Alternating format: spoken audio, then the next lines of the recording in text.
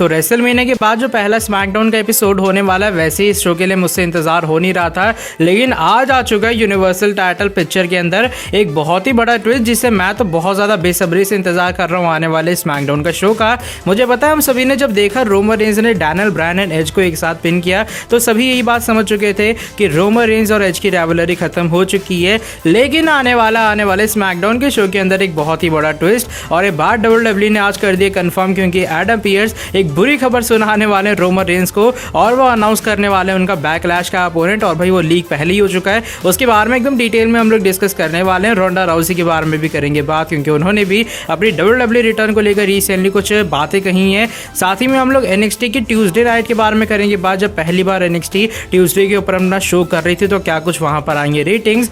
John Cena की upcoming movie का एक और न्यू ट्रेलर हो चुका है लॉन्च, और उसके बाद जॉन सीना काफी अजीबोगरीब वे में हो रहे थे ट्विटर के ऊपर ट्रेंड। रिसेंटली मिज ने भी अपना काफी कमाल का जो ट्रांसफॉर्मेशन है वो रिवील किया, तो उसके बारे में भी करने वाले हैं बात। और सेथ रॉलिंस को भी मिला है एक बहुत ही ज्यादा unique and special gift WWE के chairman the boss Vince McMahon की तरफ से। तो भाई ये कुछ वो बातें जिनके बारे में इस वीडियो के अंदर हम लोग डिस्कस करने वाले हैं। डेफिनेटली वीडियो को आपको एंड तक देखना चाहिए। So without wasting any time let's begin this video. तो शुरू करते हैं वीडियो को एक सबसे पहली एंड कमाल की अपडेट के साथ, जो कि इस हफ्ते NXT के एपिसोड के बारे में जुड़ी है। और अब हम सभी जानते हैं जो NXT है उसके कंपटीशन में कोई भी रेसलिंग का शो नहीं रहा है। वैसे जब पहले जो NXT है इंडिया के अंदर थर्सडे को आती थी, तब उसके सामने होता था AEW डायनामाइट का शो, और इसीलिए जो काफ़ी बार NXT की रेटिंग्स है वो डाउन जाया करती थी। तो WWE ने डिसाइड क्या किया, उन्हें लगा कि NXT के शो को हमें ट्यूसडे को शिफ्ट कर देना चाहिए, यानी कि इंडिया के अंदर अभी जो शो है वो वेडनेसडे को आया करेगा। और शो हो चुका है, शो काफ़ी कमाल का भी रहा और रेटिंग्स भी आ चुकी हैं सामने। और WWE के लिए काफ़ी खुशखबरी वाली ये चीज़ है, क्योंकि यहाँ पर रेटिंग्स आई हैं 8,05,000 व्यूवरशिप, जो कि पिछले हफ्ते के मुकाबले काफ़ी ज़्यादा रेटिंग्स हैं। पिछले हफ्ते जो रेटिंग्स आई थी NXT के एपिसोड की वो आई थी 6,54,000 व्यूवरशिप के आसपास। तो कहीं ना कहीं NXT ज़रूर से काफ़ी खुश होगी जब वो ट्यूसडे नाइट के ऊपर शिफ्ट हो चुकी है। अब बस देखना आने वाले टाइम में ये होगा कि जो रेटिंग्स है वो कांस्टेंट रहती हैं या फिर सिर्फ पहले शो के ऊपर ही आ रही थी इतनी ज़्यादा रेटिंग्स। नेक्स्ट अपडेट की तरफ लेकिन अब हम लोग बढ़ लेते हैं, और इस बार जुड़ी है हमारे Cenation leader 16 time world champion John Cena के बारे में, जो कि जॉन सीना को हॉलीवुड के अंदर फॉलो करते हैं उनके WWE के फैंस, या फिर कोई भी जॉन सीना का जो हॉलीवुड का फैन है जो कि उनकी मूवीज देखता है, या फिर आप लोग फास्ट एंड फ्यूरियस जो फ्रेंचाइजी है उसके एक बहुत ही बड़े फैन हो गए। आप सभी जानते हो आज से कुछ घंटे पहले जॉन सीना की जो अपकमिंग मूवी आने वाली, यानी कि fast and furious I think 9 series है वो, उसका एक न्यू ट्रेलर सामने आ चुका, और उसकी जो ट्रेलर्स की कुछ फोटोज है वो आप लोग देख पा रहे होंगे। और इस ट्रेलर के अंदर जॉन सीना भाई अपने काफी कमाल के एक्शन के अंदर भी हमें दिखाई दे रहे हैं। अब होता क्या, जैसे ही ट्रेलर लॉन्च होता है करीबन कुछ घंटे बाद इस पे 10 से 12 मिलियन के आसपास व्यूज हो जाते हैं। तो जो जॉन सीना वो हमें ट्विटर के ऊपर ट्रेंड करते हुए नजर आते हैं काफी स्ट्रेंज वे में। वो स्क्रीनशॉट आप लोग स्क्रीन के सामने देख पा रहे होंगे। ये जब जॉन सीना ने ट्रेंड करना शुरू किया था, ये इनिशियल का स्क्रीनशॉट है, और आप कैटेगरी देख रहे हो कि जॉन सीना की कैटेगरी के अंदर ही ट्रेंड हो रहे हैं। मतलब मेरे हिसाब से ट्विटर को भी एक सेकंड के लिए समझ ये नहीं आया कि जॉन सीना एक WWE सुपरस्टार है, एक स्पोर्ट्स एंटरटेनर है, या फिर वो एक हॉलीवुड सुपरस्टार या फिर मूवी स्टार है। क्योंकि ज़्यादातर होता क्या है, जहाँ पर आपको ऊपर जॉन सीना का नाम दिखाई दे रहा है यहाँ पर कैटेगरी लिखी होती है। जैसे अगर WWE का होता तो WWE लिखा होता, मूवीज़ का होता तो मूवीज़ लिखा होता कैटेगरी, या फिर एंटरटेनमेंट लिखा होता। लेकिन भाई ट्विटर को भी कुछ टाइम के लिए समझ नहीं आया कि जॉन सीना को हम लोग कौन सी कैटेगरी के अंदर डाल दें, कि ये जो हॉलीवुड के फैंस है जॉन सीना के वो इस चीज़ को ट्रेंड करवा रहे हैं, या फिर जो उसके WWE के फैंस है वो जॉन सीना का नेम यहाँ पर करवा रहे हैं ट्रेंड। तो काफ़ी स्ट्रेंज ही मुझे लगा, लेकिन कुछ घंटे बाद ये जो चीज़ है वो ठीक हो जाती है और जॉन सीना को WWE सुपरस्टार की कैटेगरी के अंदर डाल दिया जाता है। तो इस काफ़ी अजीबोगरीब ट्रेंड के बारे में आपका क्या सोचना है, जब जॉन सीना अपने नाम की कैटेगरी के अंदर ही ट्रेंड हो रहे थे? नीचे अपना रिएक्शन आप लोग कमेंट सेक्शन के अंदर बता सकते हो।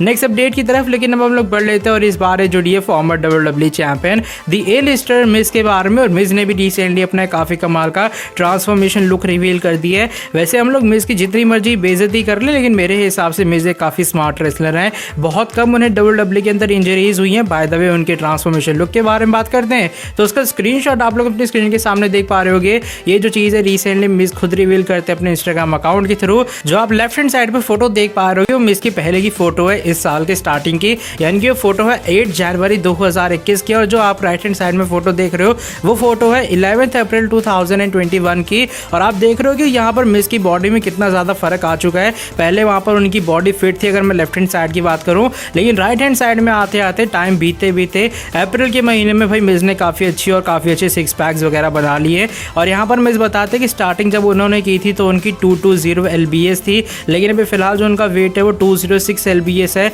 और ये काफ़ी कड़ी मेहनत है उनकी 3 महीनों की, जिसके कारण मिस ने इतना तगड़ा लुक हासिल किया। और इस रिप्ड लुक के बारे में आपका क्या सोचना है जो कि मिस ने रिसेंटली रिवील किया, कमेंट सेक्शन के अंदर आप लोग बता सकते हो नेक्स्ट अपडेट की तरफ। लेकिन अब हम लोग बढ़ लेते हैं जो कि इस बार जुड़ी है स्मैकडाउन सेवियर सेथ रॉलिंस के बारे में।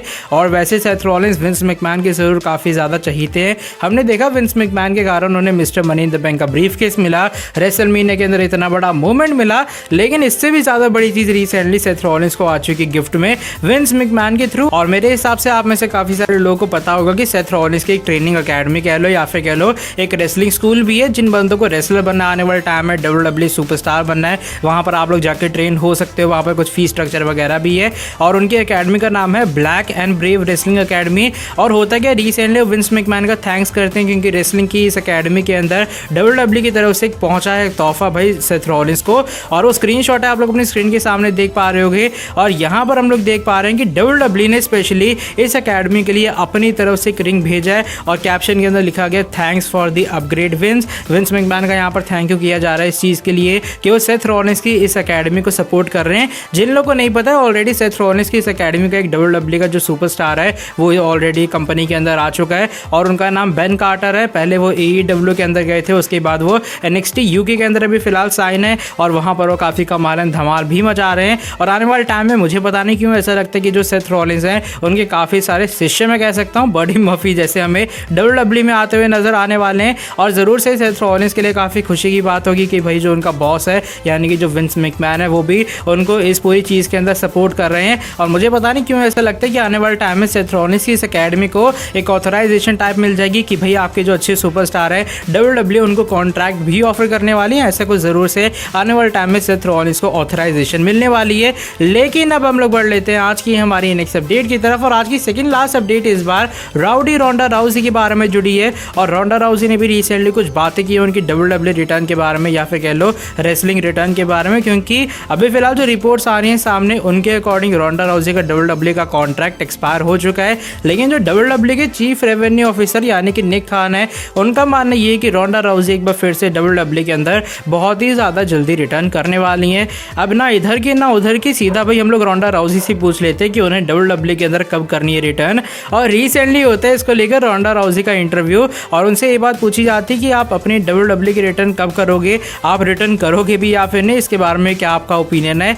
रोंडा राउजी कहती है देखो मैं सारी चीज़ों को तब तक होल्ड करके रख रही हूँ तब तक मुझे खुद नहीं लगता अंदर से कि अब मुझे रिटर्न करनी है WWE के अंदर, अब मुझे जाके एक बार फिर से रेसल करना है। जब वो अंदर से मेरी फीलिंग आएगी तब मैं खुद जाऊँगी वो WWE को अप्रोच करूँगी और अपनी मैं वहाँ पर रिटर्न करने वाली हूँ। लेकिन ये सारी चीज़ें उस पर बेस होती है कि कब मेरा मन जो है वो पलटता है और कब मैं सोचती हूँ एक बार फिर से अपनी रेसलिंग रिटर्न के बारे में। तो ये कुछ बातें जो कि रोंडा राउजी यहाँ पर कहती हैं, यानी कि रोंडा राउजी का हाल एक फीमेल ब्रॉक लेसनर जैसा है। ब्रॉक लेसनर भी सिर्फ वो करते जो कि उनका मूड कहता है, जो कि उनका दिमाग कहता है। और अगर ब्रॉक का मूड है कि वो WWE के अंदर रिटर्न करना चाहते हैं तो हो सकता है वो अगले हफ्ते ही आ जाए। अगर उनका मूड नहीं है तो भाई आप जितना मर्जी बड़ा कॉन्ट्रैक्ट ऑफर कर लो, किसी भी हालत में ब्रॉक लेसनर WWE के अंदर नहीं आएंगे। और यही सेम चीज़ रोंडा राउजी कह रही है कि जब उनको अंदर से लगेगा ना कि एक बार फिर से उनको रिटर्न करनी कंपनी के अंदर, जब जाके रोंडा राउजी रिटर्न करने वाली हैं। अब देखो भाई कब रोंडा राउजी का मूड बनता है रिटर्न का। और लगता है ऐसा नहीं है कि रोंडा राउजी की जो रिटर्न है वो आने वाले कुछ नहीं तो 3-4 महीने यानी कि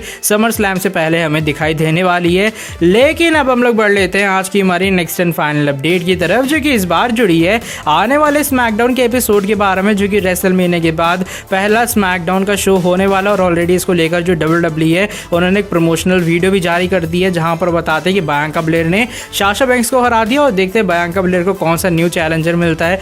रोमन रेंज को लेकर यहाँ पर ये बात इस वीडियो के अंदर बताई जा रही है कि रोमन रेंज ने एज एंड डैनियल ब्रायन को एक साथ पिन किया रेसलमेनिया के अंदर, वो स्टिल यूनिवर्सल चैंपियन रहे। तो देखते हैं आने वाले स्मैकडाउन के शो के अंदर कौन सा न्यू वो बंदा होता है जो कि स्टेप अप करता है रोमन रेंज के अगेंस्ट बैकलैश पेपर व्यू को लेकर। अब प्रमोशनल वीडियो से साफ साफ एक बात पता लगती है कि रोमन को एक न्यू चैलेंजर मिलेगा आने वाले स्मैकडाउन के शो के अंदर। लेकिन भाई रिसेंटली सोशल मीडिया के ऊपर आज से कुछ घंटे पहले एक अलग ही खिचड़ी पक रही है और एक और ट्विस्ट आ चुका है यूनिवर्सल टाइटल की पूरी पिक्चर के अंदर। और वो ट्विस्ट कुछ इस तरीके से आता है जब रिसेंटली ट्विटर के ऊपर एक जो WWE फैन है वो ये बात कहता है कि एज जो है वो डैनियल ब्रायन के ऊपर थे जब रोमन रेंज पिन कर रहे थे दोनों सुपरस्टार्स को। इसका मतलब ये जब एज डैनियल ब्रायन के ऊपर है, डैनियल ब्रायन के शोल्डर डाउन है, तो उस टाइम एज ने पहले पिन किया ब्रायन को, ना कि रोमन ने पिन किया एज या फिर डैनियल ब्रायन, दोनों में से किसी को भी। इसका मतलब ये कि अभी फिलहाल जो एज है वो आप सभी के यूनिवर्सल चैंपियन है। एक शॉर्ट फॉर्म में आपको बताऊं कि मान लो डैनियल ब्रायन नीचे लेटे, रोमन जो है सबसे ऊपर हमें आते हुए नजर आ रहे हैं, लेकिन उनके नीचे एज है। एज ने पहले ब्रायन को कवर किया और पहले जो पिन होगा वो एज का होगा, ना कि रोमन रेंज का। अब ये जो है एक तरह की कंट्रोवर्सी टाइप धीरे धीरे करके बनती है, जो फैंस है भाई चीज़ को ध्यान देते हैं कि हाँ भाई बात तो सही है, एज इस टाइम यूनिवर्सल चैंपियन होने चाहिए। इसको लेकर जो स्मैकडाउन के ऑफिशियल कह लो या फिर WWE के ऑफिशियल कह लो, जो एडम पियर्स है वो अपना रिएक्शन देते हैं और वो कहते हैं काफ़ी इंटरेस्टिंग चीज़ें ज़रूर से है, लेकिन जो चार्ल्स रॉबिन्सन है जो कि इस मैच के ऑफिशियल रेफरी थे या फिर कह लो WWE ऑफिशियल थे, वो इसको लेकर ये बात कहते हैं कि 4 जो शोल्डर है वो मैट के ऊपर थे, रोमन रेंज एकदम टॉप के ऊपर था और ये मेरी फाइनल कॉल है कि रोमन रेंज ने ही उस मैच के अंदर कह लो या फिर कह लो यूनिवर्सल टाइटल के ट्रिपल थ्रेट की एंडिंग के अंदर रोमन ने अपनी टाइटल रिटेन की है। लेकिन भाई जो एडम पियर्स है उनको ये जो बात है वो हजम नहीं होती है और वो रिसेंटली कुछ घंटे पहले आज से इस चीज़ का रिप्लाई देते हैं और जो रिप्लाई है आप लोग अपने स्क्रीन के सामने देख पा रहे होगे, वो कहते हैं चार्ल्स तुम ऐसा सुनो, तुम आने वाला जो स्मैकडाउन का शो होने वाला है या फिर कह लो जो आने वाला फ्राइडे होगा, तुम्हें मेरा जो ऑफिस है वो विजिट करना है और आखिरी में वो थैंक यू लिखते हैं। अब इसका मतलब ये कि आने वाले स्मैकडाउन के शो के अंदर जो चार्ल्स रॉबिन्सन है उन्हें एडम पियर्स के ऑफिस जाना पड़ेगा और उन्हें बताना पड़ेगा कि असली यूनिवर्सल चैंपियन कौन है, वो रोमन रेंज है या फिर एज है। अब इससे एक बात साफ होती है कि जो डैनियल ब्रायन है वो पूरे तरीके से इस टाइटल पिक्चर से बाहर हो चुके हैं क्योंकि वो एकदम मैट के नीचे थे। अब जो कहानी है वो बची है रोमन रेंज एंड एज के बीच और देखने में ऐसा लगता है कि आने वाले स्मैकडाउन के शो के अंदर यही कहानी कंटिन्यू रहेगी और जो एडम पियर्स है वो एज को एक और मैच देने वाले हैं और शायद जो मैच रेसलमेनिया के अंदर पॉसिबल नहीं हो पाया एज वर्सेस रोमन रेंज के बीच एक सिंगल्स मैच जो कि हम सभी देखना चाहते थे, स्पीयर वर्सेस स्पीयर, अब वो बैकलैश के अंदर पॉसिबल होने वाला है। और अभी फिलहाल जो कहानी है उसमें एक और बड़ा ट्विस्ट, एक और बहुत ही बड़ा मोड आ चुका है और देखते हैं आने वाले स्मैकडाउन के शो के अंदर WWE के ऑफिशियल चार्ल्स रॉबिन्सन क्या कहते हैं। बाकी देखते हैं भाई प्रमोशनल वीडियो के अंदर ये बात बताई जा रही है कि न्यू चैलेंजर मिलेगा। सोशल मीडिया के ऊपर खिचड़ी ये पक रही है कि जो एज है वो न्यू यूनिवर्सल चैंपियन है, तो हो सकता है रोमन और एज के बीच एक और क्लैश हो जाए। आपके हिसाब से क्या बैकलैश के अंदर रोमन और एज को एक बार फिर से आमने सामने आना चाहिए या फिर नहीं, या फिर मिलना चाहिए रोमन को न्यू चैलेंजर? कमेंट सेक्शन के अंदर आप लोग बता सकते हैं। गाइस आज की जो ये लंबी चौड़ी वीडियो बस यहीं तक थी। अगर आपको ये वाली वीडियो पसंद आई है आप लोग नीचे वीडियो को लाइक कर सकते हो और हाँ वीडियो को लाइक करने के साथ सब्सक्राइब कर दो चैनल को और बेल नोटिफिकेशन को भी कर दो प्रेस, ताकि आगे भी आपको हमारे चैनल के ऊपर कुछ ऐसी इंटरेस्टिंग कमाल की एंड और भी फ्रेश अपडेट जानने को मिलती रहे। नेक्स्ट वीडियो के अंदर आके आपसे काफ़ी जल्दी मिलता हूँ। Till then bye bye, take care.